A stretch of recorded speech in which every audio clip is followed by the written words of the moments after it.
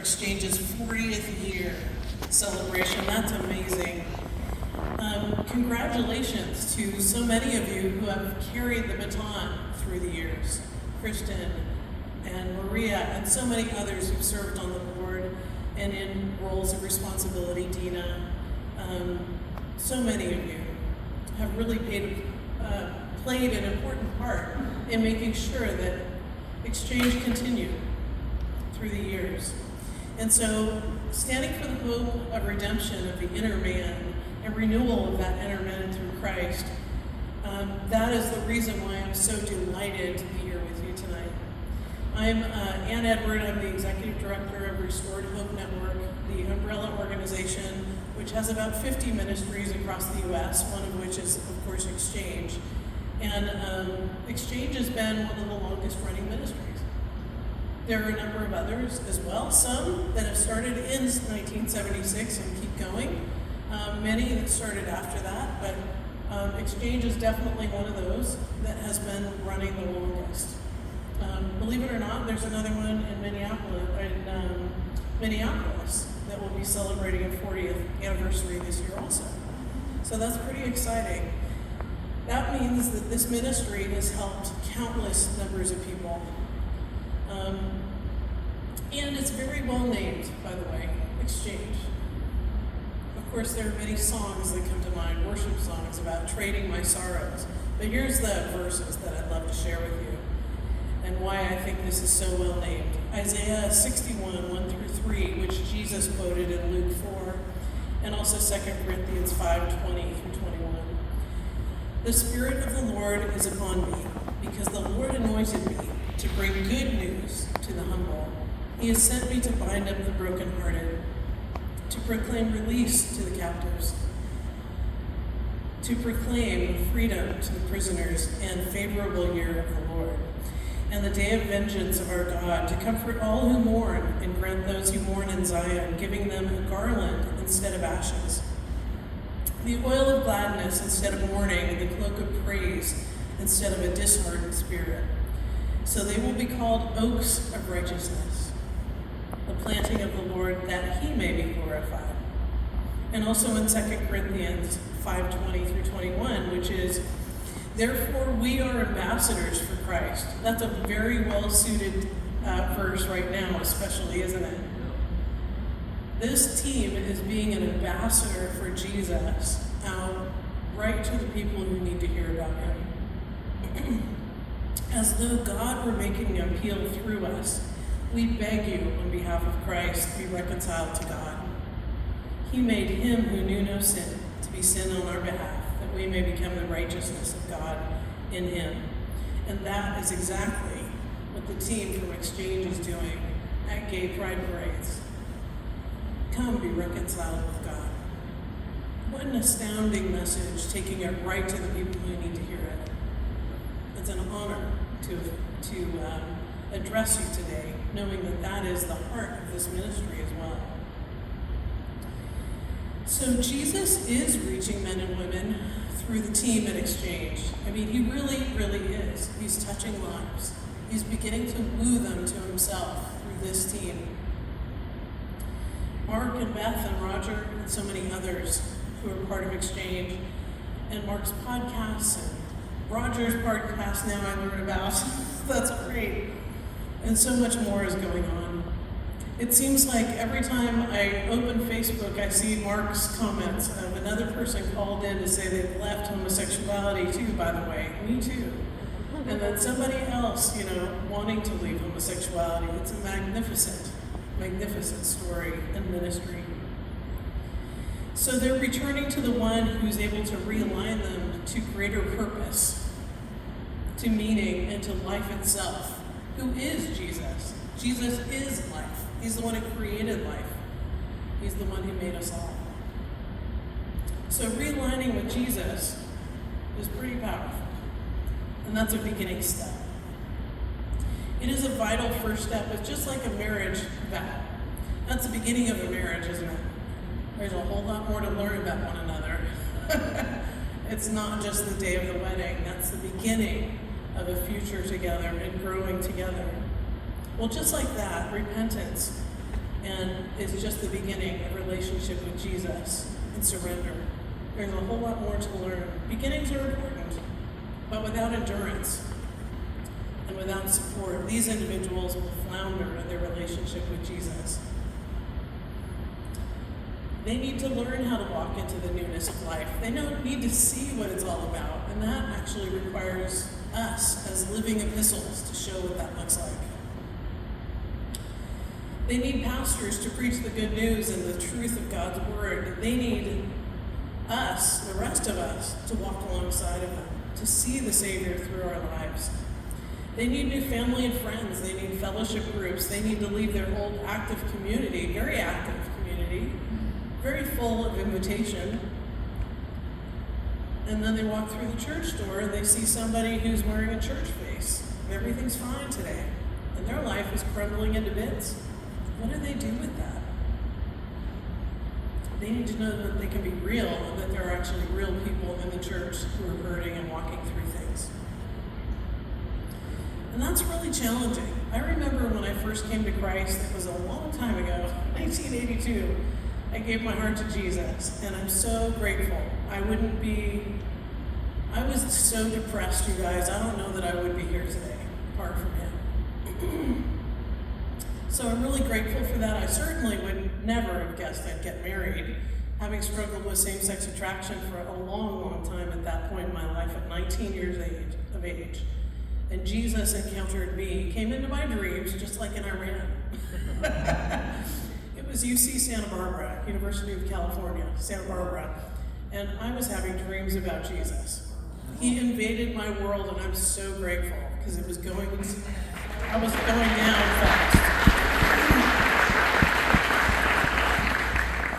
But I'll tell you what, once I got involved with the church group, there was one on campus, and they were really, really great with me. They knew that I came out of homosexuality. They knew I was fresh off, right out of that, and they loved me, which was great. But anytime they spoke, I had no idea what they were talking about. The Christianese thing? If you don't know what sanctification is, because that's not a regular word people use, you have no idea. Righteousness, that's a new word.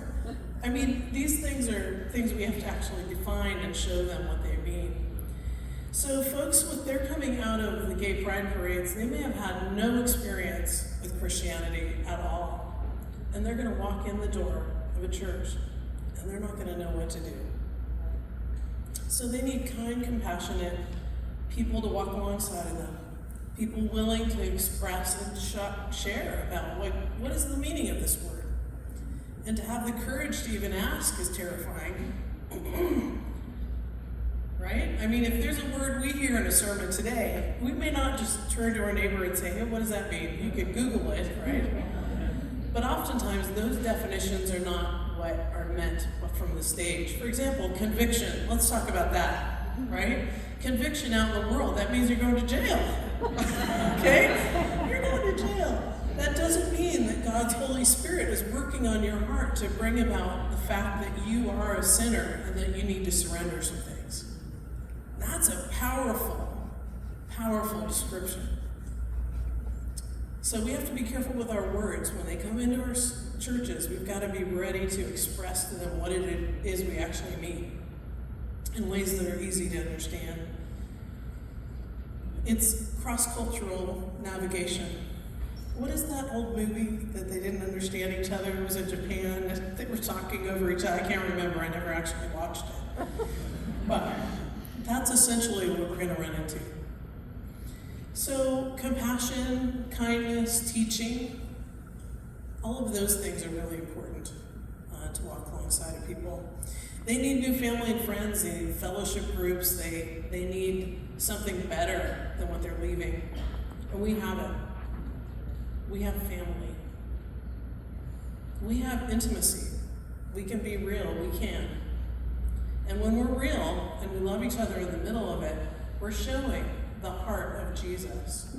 And we're giving them permission to bring forth their stuff too. I've always been in small groups like that. And somehow it seems that everybody hung around. It wasn't the kind of revolving door of small groups. Instead, people invested, and they grew, when they were part of that setting. I don't care if it's a couples meeting or if it's singles or you name it, or just a community group. If you're real with each other, people are going to grow. And that's what these folks are going to need. They need good support in the form of care groups and capable Christian counselors when traumas are triggered or early lack of bonding rears its head. In the forming of longing to bond with another of the same sex, they need to understand that that actually is a drive from something else, and they can get it met better in a healthy, non-sexual way by being honest and real, transparent. And so those things are pretty hardwired. They've been worked hard, essentially. There've been a quick, here I'm triggered, I'm afraid, I'm scared, I'm bored, I'm lonely, I'm whatever. And the easy answer for all of that is having sex with somebody who's of the same sex. That's been their pattern. How's that work for you? Not so good, right? Depression comes out. Foolish relationships are part of that. The rip and tear of the soul happens over and over again. And so the misuse of sexuality is what they're used to. They don't understand it was made for something more than that. So instead of bonding in the wrong ways, they need to know when temptation emerges, what should they do? What's actually the best thing to do? And one of the first things to do is to admit they're being tempted. Now, how in the world can you do that when somebody's wearing a church face? It doesn't happen, does it? Right? How often do you feel comfortable sharing something hard? Somebody in your family, a really intense illness maybe. That's not even comfortable in that setting, right? So we need to be able to be a little more transparent as believers. We need to be more real with our lives so that we can actually provide room for people to walk in and feel like they can be real as well. Now, if that doesn't happen in fellowship groups, I'll tell you what, it does happen in Exchange. That is a place where they can come and share about this stuff. When I was getting help, it was in California, Marin County, under Frank Worthen and Anita. And they're dear friends. Frank has passed on, but Anita is still here. And she's still a dear friend to me. And I can just, from the time, we all knew what we were there for. We needed help. And we could be honest. And that's a good starting point. If you don't have that, it's impossible to experience change. If you can't be real and you can't be honest, you can't experience change. And I remember one time I admitted I was struggling. I think I was, halfway into the year, and I was being honest with one of the leaders, and she said, well, what is it about that person that you're drawn to? And I thought that was a ridiculous question until she asked me further follow-up questions. What personality characteristics are you admiring in her? And I thought, oh. And all of a sudden it made sense. Those were the things I was craving in my own soul. I wish I had those. I wish I was like that. And over time, it became this point of understanding, instead of trying to grasp it from somebody inappropriately, that I can actually grow in those ways. Until one time, I was experiencing an attraction to somebody, and all of a sudden, instead of thinking, oh, how can we hang out? And I have wrong intentions. Instead of that, I thought, wonder how she does this. I began to have her mentor me. I began to learn from her how to become more the woman I wanted to be. And you know what that did? It broke the relationship between the attraction and sexuality. It actually united me with the women around me instead of making us oppositional. I didn't objectify her.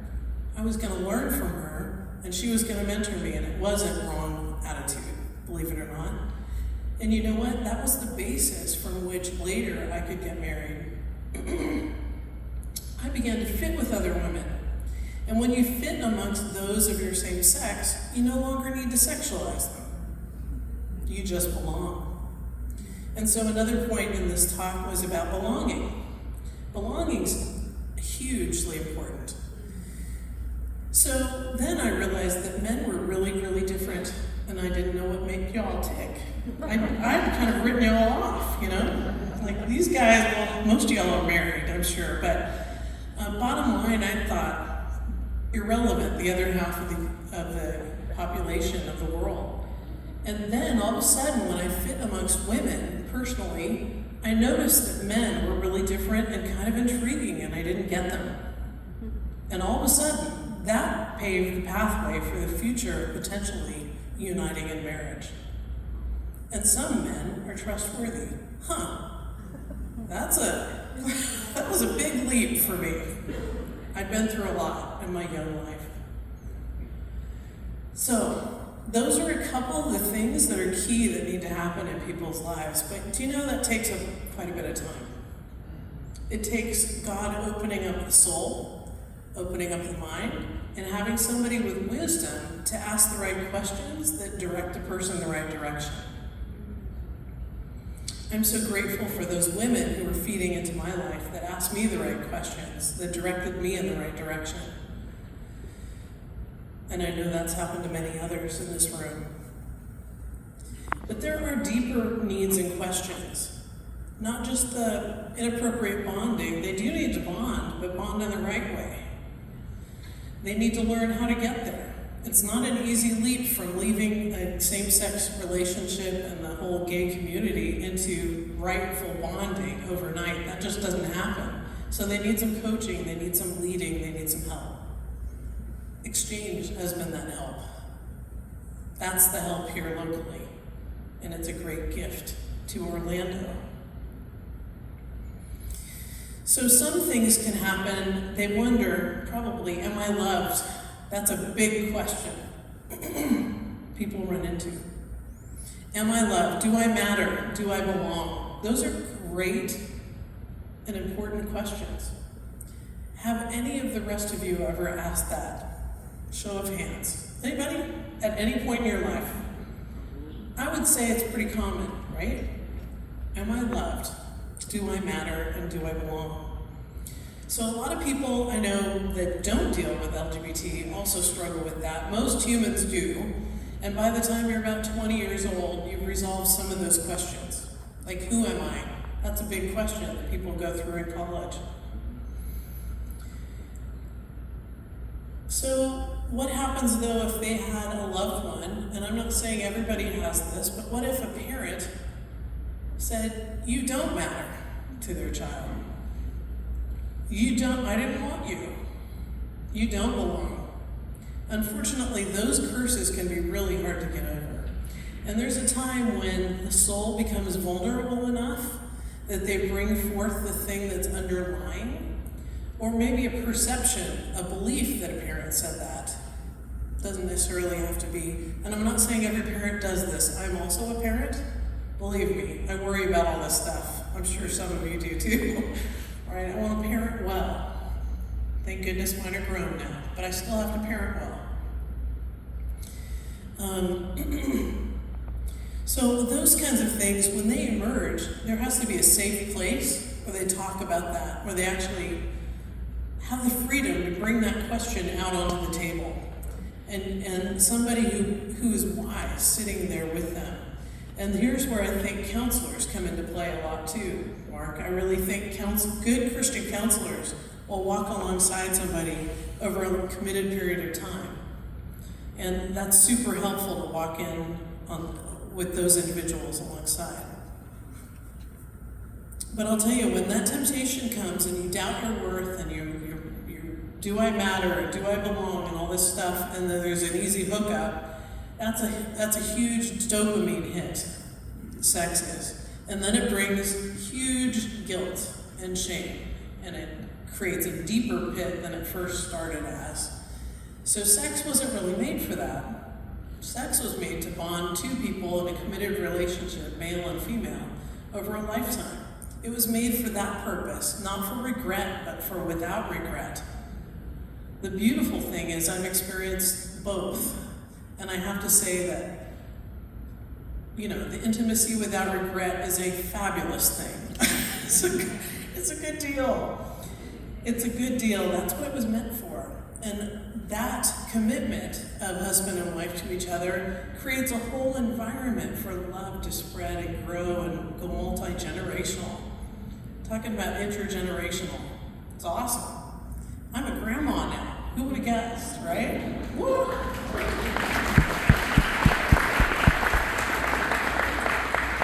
I would never have guessed that. God is so good.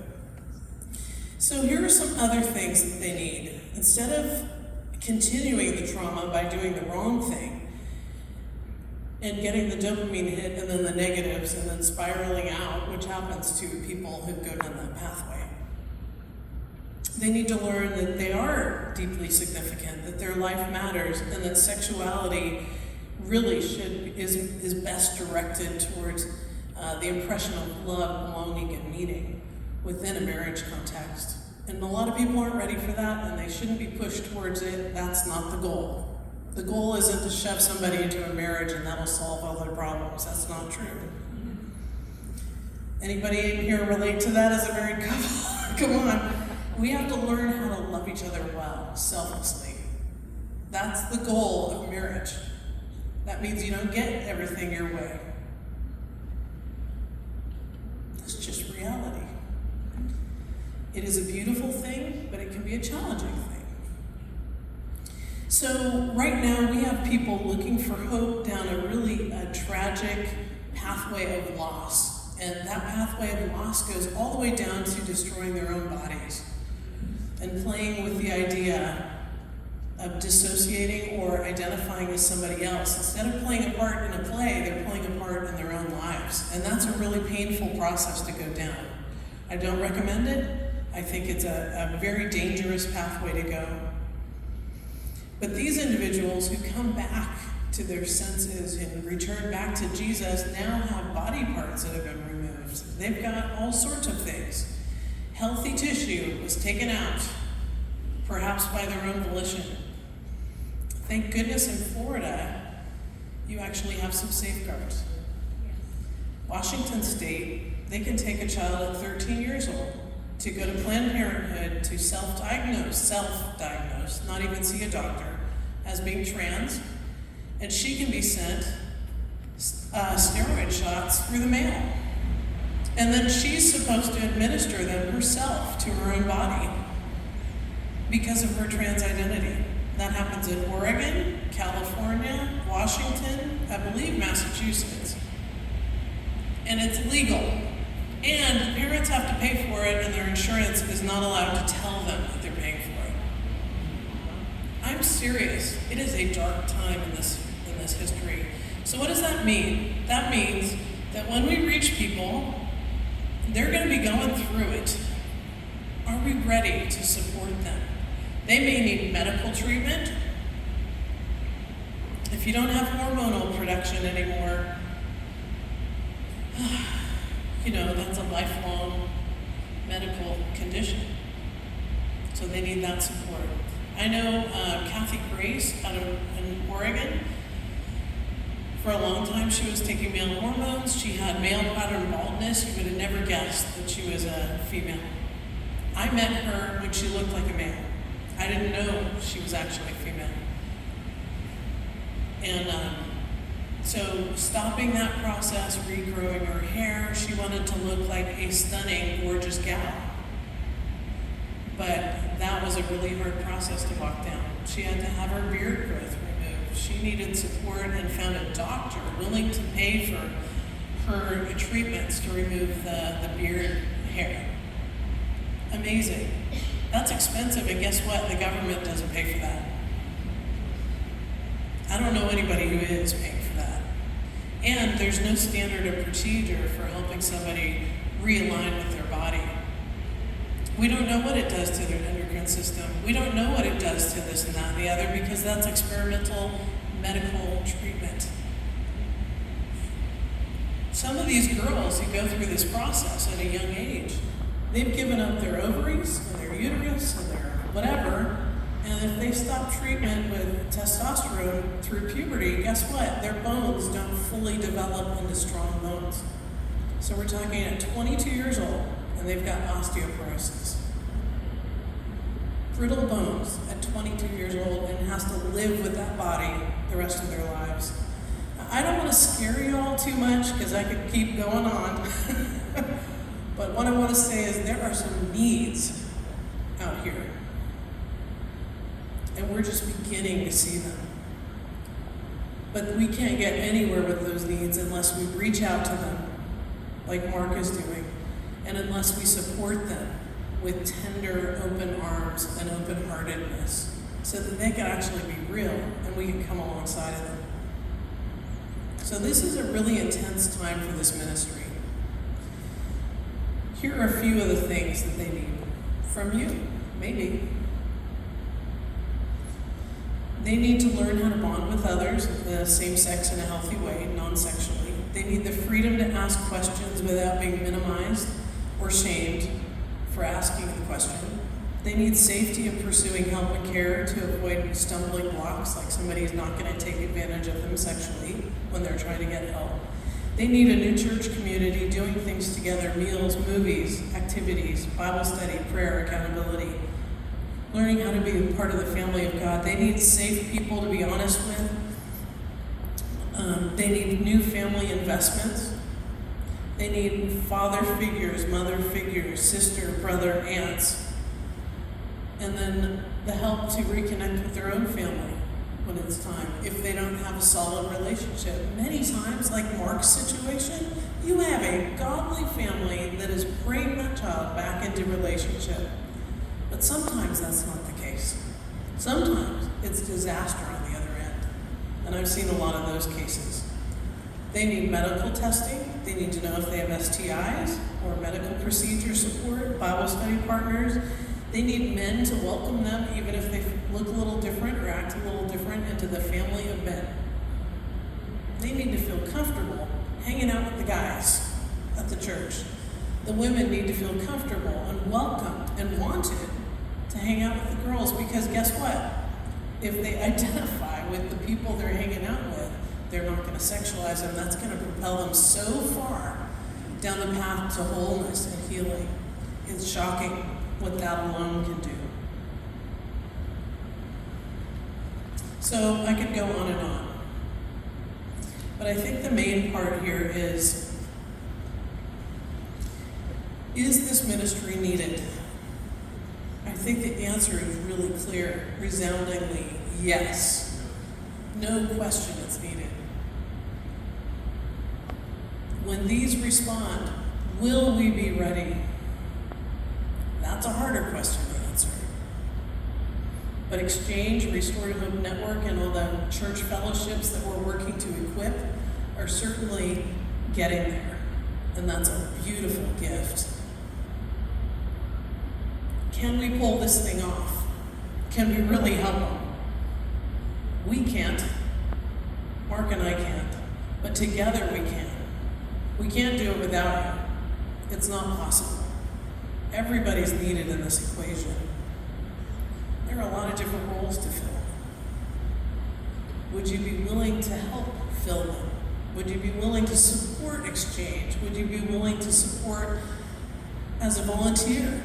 As a person willing to walk alongside somebody, mentor them? Maybe. Boy, that would be amazing. And some of you are already incredible supporters and volunteers right now, and all I can do is say, thank you so much.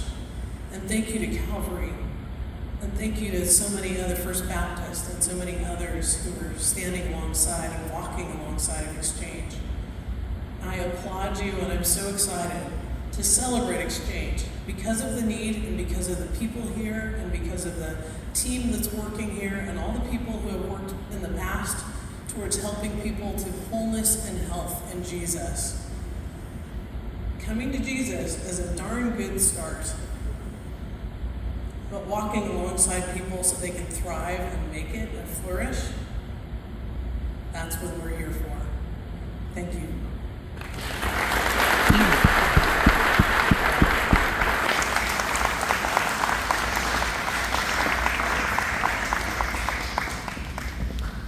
Thank you, Anne, very much. Well, I want to quickly go into another video testimonial. We produced a 6-minute one that just showcases some other stories